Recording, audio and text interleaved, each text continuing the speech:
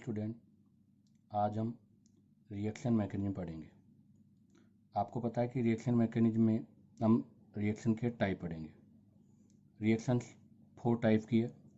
पहली addition reaction, दूसरी substitution reaction, तीसरी एलिमिनेशन रिएक्शन और चौथी रीअरेंजमेंट रिएक्शन। अब हम बात करते हैं पहले एडिशन रिएक्शन की। एडिशन रिएक्शन को हम 3 टाइप से डिवाइड करते हैं, EAR, NAR और FRAR। EAR का फुल फॉर्म है इलेक्ट्रोफिलिक एडिशन रिएक्शन, जो main character of alkene and alkyne. Second है NAR, जिसका फुल फॉर्म है न्यूक्लियोफिलिक एडिशन रिएक्शन, जो मेन कैरेक्टर है कार्बोनिल कंपाउंड का। तीसरी है फ्री रेडिकल सब्स्टिट्यूशन रिएक्शन, जो मेन कैरेक्टर है बेंजीन और एल्कीन का। दूसरा आता है आपका सब्स्टिट्यूशन रिएक्शन। ये भी 3 टाइप की होती है। पहला न्यूक्लियोफिलिक सब्स्टिट्यूशन रिएक्शन, जो कि एल्किल हैलाइड का मेन कैरेक्टर है। दूसरा है ESR, इलेक्ट्रोफिलिक सब्स्टिट्यूशन रिएक्शन, जो कि एरोमेटिक कंपाउंड का मेन कैरेक्टर है। और तीसरी है फ्री रेडिकल सब्स्टिट्यूशन रिएक्शन, जो एल्केन का मुख्य कैरेक्टर है। इसी टाइप से एलिमिनेशन के भी टाइप है, जो हम आगे पढ़ेंगे तब बता देंगे। हाँ, आज हम स्टार्ट करेंगे एडिशन रिएक्शंस। और एडिशन में भी सबसे पहला इलेक्ट्रोफिलिक एडिशन रिएक्शन, जो मैं पहले ही बता चुका हूँ कि ये मुख्य कैरेक्टर है एल्कीन और एल्काइन का। क्यों है मुख्य कैरेक्टर? क्योंकि इलेक्ट्रोफाइल का मतलब होता है जो इलेक्ट्रॉन डेफिशिएंट सेंटर है, और इलेक्ट्रॉन डेफिशिएंट सेंटर हमेशा इलेक्ट्रॉन रिच सेंटर पर ही अटैक करता है। और एल्कीन और एल्काइन दोनों में पाई इलेक्ट्रॉन डेंसिटी होने के कारण इलेक्ट्रोफाइल इन पर आसानी से अटैक कर लेता है, जिस कारण ये ईजिली इलेक्ट्रोफिलिक एडिशन रिएक्शन को शो करते हैं। अब हम इलेक्ट्रोफिलिक एडिशन रिएक्शन के कुछ कैरेक्टर्स की बात करेंगे। सबसे पहला तो मैंने आपको पहले ही बता दिया कि alkene alkyne show this reaction because pi electron rich centre, क्योंकि उनके पास पाई इलेक्ट्रॉन डेंसिटी बहुत ज़्यादा होती है। जैसे ये एल्कीन थी, ये पाई बॉन्ड है, इस पाई बॉन्ड का शिफ्टिंग इधर हुआ तो इस पर पार्शियली नेगेटिव चार्ज हो गया और इस वाले कार्बन पे पॉजिटिव चार्ज हो गया। मैंने रिएजेंट लिया है, इसमें एक E+ इलेक्ट्रोफाइल, एक न्यूक्लियोफाइल है। जहाँ पर नेगेटिव होगा वहाँ पर इलेक्ट्रोफाइल अटैक करेगा, और जहाँ पर पॉजिटिव होगा वहाँ पर न्यूक्लियोफाइल अटैक करेगा। इस टाइप आपका प्रोडक्ट बन जाएगा। दूसरा पॉइंट, इलेक्ट्रोमेरिक इफेक्ट है ये एक प्रकार का प्लस। इलेक्ट्रोमेरिक इफेक्ट 2 टाइप के होते हैं, पॉजिटिव इलेक्ट्रोमेरिक इफेक्ट और नेगेटिव इलेक्ट्रोमेरिक इफेक्ट। लेकिन EAR जो रिएक्शन है वो पॉजिटिव इलेक्ट्रोमेरिक का एग्जाम्पल है। क्यों क्यों बोला इसको प्लस इलेक्ट्रोमेरिक इफेक्ट? क्योंकि जिस साइड पाई बॉन्ड शिफ्ट हो रहा है उसी साइड इलेक्ट्रोफाइल आपका अटैक कर रहा है, अर्थात shifting of pi electron and attack of electrophile on same carbon, इसलिए हम इसको प्लस इलेक्ट्रोमेरिक इफेक्ट भी बोलते हैं। EAR रिएक्शन को स्टार्ट करवाने के लिए हमें इलेक्ट्रोफाइल की रिक्वायर्ड होती है। बिना इलेक्ट्रोफाइल के EAR स्टार्ट नहीं हो सकती। ये इसका बहुत ही महत्वपूर्ण पॉइंट है कि अगर कोई रिएक्शन है, अगर वहाँ पर इलेक्ट्रोफाइल अगर नहीं है तो वहाँ पर रिएक्शन होने का कोई चांस नहीं है, क्योंकि इलेक्ट्रोफाइल होगा वही अटैक करेगा, इंटरमीडिएट बनाएगा, जिससे रिएक्शन आगे फॉरवर्ड होगी। अब हम बात करते हैं EAR की मैकेनिज्म। EAR की मैकेनिज्म के हिसाब से इसको हम 2 पार्ट्स में डिवाइड करते हैं। पहला कार्ब कैटाइन मैकेनिज्म में क्लासिकल कार्ब कैटाइन मैकेनिज्म, और दूसरा non classical carb cation mechanism. हाँ, अब हम बात करेंगे पहले क्लासिकल कार्ब कैटाइन मैकेनिज्म की। क्लासिकल कार्ब कैटाइन मैकेनिज्म कौन रिप्रेजेंट करेगा? वो इलेक्ट्रोफाइल जिसके पास लोन पेयर नहीं होता, अर्थात हम ऐसा कह सकते हैं without lone pair containing electrophile, हमेशा क्लासिकल कार्ब कैटाइन मैकेनिज्म को दर्शाता है। क्लासिकल कार्ब कैटाइन मैकेनिज्म में 2 टाइप की है, इसकी 2 स्टेप्स है, 2 स्टेप्स है। स्टेप फर्स्ट के अंदर आपका है अटैक ऑफ इलेक्ट्रोफाइल, आपका इलेक्ट्रोफाइल अटैक करता है। ये एल्कीन थी, पाई बॉन्ड यहाँ शिफ्ट हुआ, जैसे ही पाई बॉन्ड यहाँ शिफ्ट हुआ नेगेटिव चार्ज हुआ, नेगेटिव चार्ज इलेक्ट्रोफाइल को प्रोवाइड करेगा क्योंकि इलेक्ट्रॉन डेफिशिएंट सेंटर है। ये इसका स्लो और आरडीएस स्टेप है। आरडीएस से मतलब है रेट डिटरमाइन स्टेप। जैसे ये पाई बॉन्ड में शिफ्ट होगा यहाँ पॉजिटिव चार्ज हो जाएगा, ये इंटरमीडिएट हो गया, और इस रिएक्शन के अंदर इंटरमीडिएट फॉर्मेशन हो गया कार्ब कैटायन। हाँ, इसका स्टेप नंबर 2। स्टेप नंबर 2 में अगर हम देखें तो यहाँ पर सेकंड स्टेप में आपका अटैक ऑफ न्यूक्लियोफाइल करेगा। ये पॉजिटिव चार्ज है, इसके ऊपर न्यूक्लियोफाइल स्टेप अटैक कर रहा है जो कि फास्ट स्टेप है, और इससे आपको प्रोडक्ट ऑब्टेन हो जाता है। हाँ, अब इस रिएक्शन के लिए कुछ की पॉइंट है, कुछ महत्वपूर्ण बिंदु जो हमें याद रखने हैं। पहला, इंटरमीडिएट। जैसा कि हमने देखा कि इस रिएक्शन में इंटरमीडिएट प्रोडक्ट क्या बना, कार्ब कैटायन। इस कार्ब कैटायन के फॉर्मेशन के कारण इस रिएक्शन की रिएक्टिविटी जो है वो स्टेबिलिटी ऑफ कार्ब कैटायन पे डिपेंड करेगी। जितना ज़्यादा स्टेबल कैटायन बनेगा, रिएक्शन की रिएक्टिविटी उतनी ही अधिक होगी। हमें पता है कि stability of cation 3 degree, 2 degree, 1 degree होती है। इसी वजह से रिएक्शन का रिएक्टिविटी ऑर्डर भी 3 to 1 होगा। हाँ, इस रिएक्शन में इंटरमीडिएट कार्ब कैटायन बनने के कारण रीअरेंजमेंट में भी पॉसिबल। अगर कोई कार्ब कैटायन 2 डिग्री है और उसके नेक्स्ट 3 डिग्री कार्बन है तो वहाँ पर रीअरेंजमेंट हो जाएगा। अर्थात इस रिएक्शन में आपको स्पेशली ध्यान रखना है कि कैटायन की स्टेबिलिटी को चेक करें, और अगर उसके पास वाला कार्बन उससे ज़्यादा स्टेबल है तो हमें रीअरेंजमेंट करना ही होगा। अगला, एडिशन, अर्थात यहाँ पर ऐड होने का टाइप।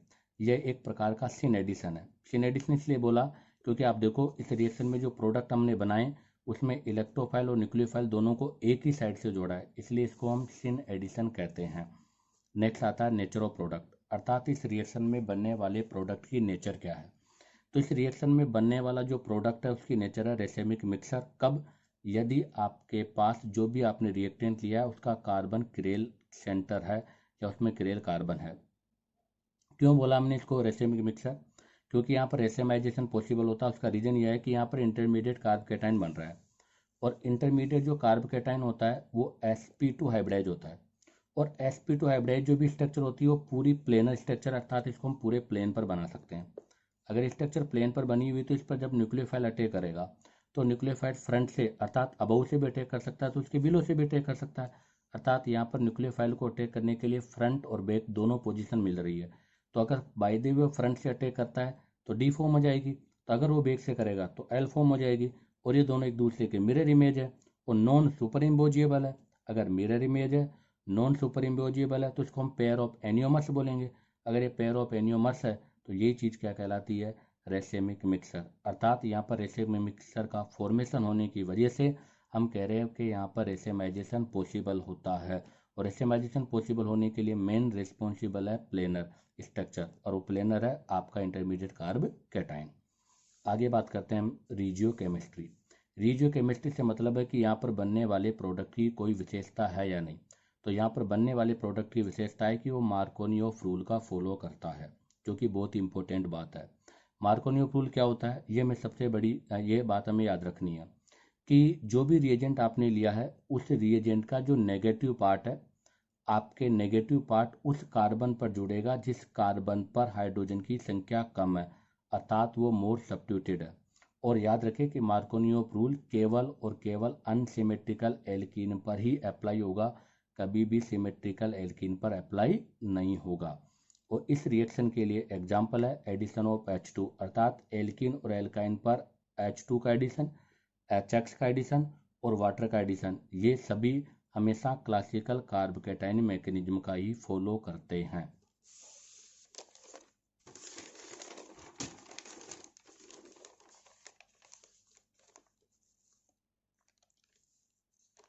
अब दूसरा आता है non classical carb cation mechanism. यह मैकेनिज्म तभी पॉसिबल है जब आपका इलेक्ट्रोफाइल लोन पेयर कंटेनिंग हो, अर्थात वो इलेक्ट्रोफाइल जिसके पास लोन पेयर हो। जैसे आप हेलोजेंस को देख लीजिएगा, हेलोजेंस में क्लोरीन के ऊपर जब पॉजिटिव चार्ज है तो वहाँ पर लोन पेयर है। तो ऐसी कंडीशन पर हम non classical carb cation mechanism को यूज करेंगे। ये भी 2 स्टेप्स में होगी। पहला स्टेप सेम होगा, attack of electrophile, electrophile attack करेगा, ये स्लो राडियस होगा। जब इलेक्ट्रोफाइल अटैक करेगा तो यहाँ इंटरमीडिएट स्पीसीज आपका कार्ब कैटायन बन रहा है। अब आप देखिएगा कि इलेक्ट्रोफाइल के पास लोन पेयर, तो ये लोन पेयर इसको प्रोवाइड करा देता है, और प्रोवाइड कराकर एक साइक्लिक फॉर्म बना लेता है जिसको हम साइक्लिक कैटायन कहते हैं। क्या बोलेंगे इसको हम, साइक्लिक कैटायन। स्टेप सेकंड में अब आपका न्यूक्लियोफाइल अटैक करेगा। अब एक समस्या है कि न्यूक्लियोफाइल आपके नीचे की साइड से अटैक नहीं कर सकता, क्योंकि इधर से इलेक्ट्रोफाइल पहले से रिंग बनाकर जुड़ा हुआ है और इधर क्राउडिंग ज़्यादा है, इसलिए न्यूक्लियोफाइल को इसके बैक पोजीशन पर जाकर अटैक करना होगा। इस वजह से इसको हम एंटी एडिशन बोलते हैं। अर्थात इससे पहले हमने देखा था कि दोनों सेम साइड से अटैक कर रहे थे, अब की बार अटैक बैक साइड से कर रहा है, उसका रीजन है क्राउडिंग। तो अगर आपसे कभी पूछ लिया जाए कि नॉन क्लासिकल मैकेनिज्म में एंटी एडिशन क्यों है, तो उसके रीजन है to avoid steric hindrance and electrostatic repulsion, और आपका प्रोडक्ट हमेशा एंटी बनता है। अब आती है बात कुछ की पॉइंट्स, इसके भी कुछ की पॉइंट्स हैं, वो भी हमें ध्यान रखने। पहला, इंटरमीडिएट यहाँ पर साइक्लिक केटाइन का फॉर्मेशन हो रहा है, और साइक्लिक केटाइन के फॉर्मेशन की वजह से हमें पता है कि यहाँ रीअरेंजमेंट पॉसिबल नहीं है, तो हम यहाँ पर रीअरेंजमेंट नहीं करेंगे। जो भी केटाइन आपका बनेगा उसी से हम स्टेबल केटाइन बनाकर प्रोडक्ट बना देंगे। आती है बात दूसरा, एडिशन। हमने पहले देखा सिन एडिशन था, क्योंकि दोनों सेम साइड से अटैक कर रहे थे। ये एंटी एडिशन है, क्योंकि यहाँ पर इलेक्ट्रोफाइल न्यूक्लियोफाइल दोनों अपोजिट डायरेक्शन से अटैक करते हैं। आती है नेचुरल प्रोडक्ट। हाँ, नेचुरल प्रोडक्ट भी सेम रहेगा, वही रेसिमिक मिक्सर, रेसिमाइजेशन पॉसिबल है क्योंकि यहाँ पर प्लेनर केटाइन है। तीसरा रिजियो केमिस्ट्री भी सेम है, मार्कोनी रूल का अप्लाई होगा और वही सेम रहेगा। हाँ, एग्जाम्पल्स हमें ध्यान रखना है। एक तो एडिशन ऑफ H2CCl4 अर्थात हेलोजन का योग, हेलोजन का addition in non polar solvent में, और दूसरा X2 + H2O मतलब आपके जैसे भी जो भी हेलोजन है उनका वाटर के साथ, जिसको हम HOX भी बोलते हैं। और तीसरा आपका एडिशन ऑफ वाटर, हालांकि मैंने एडिशन ऑफ वाटर को पहले ही बताया था, लेकिन addition of water in presence of HgSO4 हमेशा नॉन क्लासिकल कार्बोकेटाइन मैकेनिज्म का फॉलो करता है। हाँ, एक चीज़ और मैं बता दूं आपको कि EAR इलेक्ट्रोफिलिक एडिशन रिएक्शन हमेशा स्टीरियो सेलेक्टिव रिएक्शन होती है। स्टीरियो सेलेक्टिव से मतलब है कि हमें रिएजेंट को देखना पड़ता है। कुछ रिएजेंट स्पेसिफिक होते हैं, जैसे H2 सिन एडिशन करता है, D2 सिन एडिशन करता है, OH KMnO4 के साथ, जिसको हम बेयर रिएजेंट भी बोलते हैं, वो भी हमेशा सिन एडिशन करता है। ओस्मियम टेट्रा ऑक्साइड वाटर के साथ एडिशन, ये भी सिन एडिशन करता है। ऐसे कुछ कंपाउंड है जो एंटी एडिशन करते हैं, जैसे X2 हेलोजन, HOX, RCOOOH। याद रखो 3 बार ऑक्सीजन है, अर्थात एक पर ऑक्सी एसिड का पार्ट है। और AgO मतलब AgO की उपस्थिति में एडिशन ऑफ वाटर। हाँ, इसके लिए मैंने अभी बोला था कि स्टीरियो स्पेसिफिक क्यों बोला था, उसका रीजन है कि यहाँ पर एक लॉजिक बता रहा हूँ मैं आपको। ये 2 लॉजिक पॉइंट आपको याद रखना है, एक तो कार और एक टाम। कार से मतलब क्या है, C4 अगर हमने ली गई, हम जो एल्किन ले रहे हैं वो सिस है, और जो रिएजेंट आपने लिया है वो एंटी है, तो कन्फर्म में बनने वाला प्रोडक्ट आपका रेसिमिक मिक्सर होगा। ऐसे ही देखो, अगर आपने जो एल्किन ली है वो ट्रांस है, और आपने जो रिएजेंट लिया है वो आपका एंटी है, एंटी एडिशन करा रहा है, तो ऐसी स्थिति में बनने वाला प्रोडक्ट आपका मीजो होगा, जिसको मैं नीचे लिख देता हूँ कि सिस एल्किन अगर एंटी एडिशन करेगी तो प्रोडक्ट हमेशा रेसिमिक मिक्सर होगा। अगर ट्रांस एल्किन एंटी एडिशन करेगी तो प्रोडक्ट आपका मीजो होगा, जस्ट इसका अपोजिट हो जाएगा। सिस एल्किन अगर आप लोगे तो सिन एडिशन के साथ मीजो प्रोडक्ट बनेगा, और ट्रांस एल्किन अगर आप लोगे तो उसके साथ सिन एडिशन पर रेसिमिक मिक्सर बनेगा। इसको हम आगे के लिए डिटेल से बात करेंगे। अब हम बात करते हैं पहला रिएक्शंस में एडिशन ऑफ HX। हमने पहले कहा था कि एडिशन ऑफ HX हमेशा क्लासिकल मैकेनिज्म को फॉलो करता है। Addition of HX classical mechanism को फॉलो करता है। आप ये देखिएगा, HX लिया तो इसको जब हम डिसोशिएट करेंगे तो H+ इलेक्ट्रोफाइल बनेगा, X- आपका न्यूक्लियोफाइल होगा। पहले अटैक करेगा इलेक्ट्रोफाइल, और ये स्टेप आपका स्लो RDS है, जिसके अंदर इंटरमीडिएट वो केटाइन बन जाएगा। इस पर हेलोजन अटैक करेगा और ये प्रोडक्ट आपका बना देगा। ये वही मैकेनिज्म है, इसलिए इसके बारे में हम ज़्यादा डिटेल से बात नहीं करेंगे। हाँ, हम पहली बात करेंगे यहाँ पर 4 सिमेट्रिकल एल्कीन। अगर मैंने सिमेट्रिकल एल्कीन लिया, तो मैंने पहले कहा था कि सिमेट्रिकल एल्कीन की प्रेजेंस में कोई मार्कोनी और एंटी मार्कोनी की बात नहीं करते, तो यहाँ पर बनने वाले कैटाइन की स्टेबिलिटी सेम होती है। तो मैंने एक एल्कीन लिए जो कि आपको पता है 2 ब्यूटीन है, ये 2 ब्यूटीन बना दिया। इस पर एडिशन ऑफ HX कराया मैंने। जब इस पर एडिशन ऑफ HX कराएंगे तो चाहे कैटाइन यहाँ बना लो चाहे यहाँ बना लो, दोनों जगह कैटाइन सेम है, 2 डिग्री है।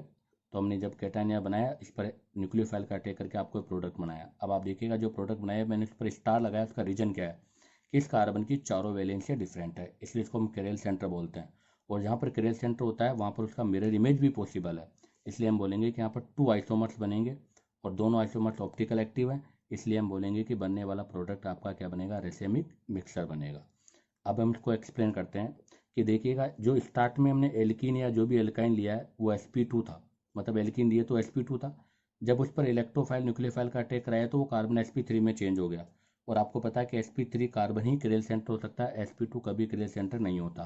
तो इसका मतलब एक sp2 कार्बन sp3 में चेंज हो रहा है, तो हम इसलिए यहाँ पर इस बात का जरूर ध्यान रखेंगे कि बनने वाला कार्बन क्रेल तो नहीं है। अगर वो क्रेल है तो फिर हमें आइसोमर्स के बारे में भी ध्यान रखना है। तो इसके लिए मैं एक आपको की पॉइंट दे रहा हूँ, वो ध्यान रखें आप। यदि एक ही क्रेल सेंटर होगा तो केवल 2 आइसोमर्स बनेंगे, एक R का और एक S का, जिसको हम पेयर ऑफ एनियोमर्स बोलते हैं। अगर 2 क्रेल सेंटर होंगे तो इस स्थिति में 4 आइसोमर्स बनेंगे, एक RR, एक SS, एक RS और एक SR। और अगर कोई भी कैरियर सेंटर नहीं होगा तो कोई आइसोमर्स नहीं बनेगा। आगे 4 अनसिमेट्रिकल एल्कीन के लिए हम नेक्स्ट वीडियो में आपसे बात करेंगे।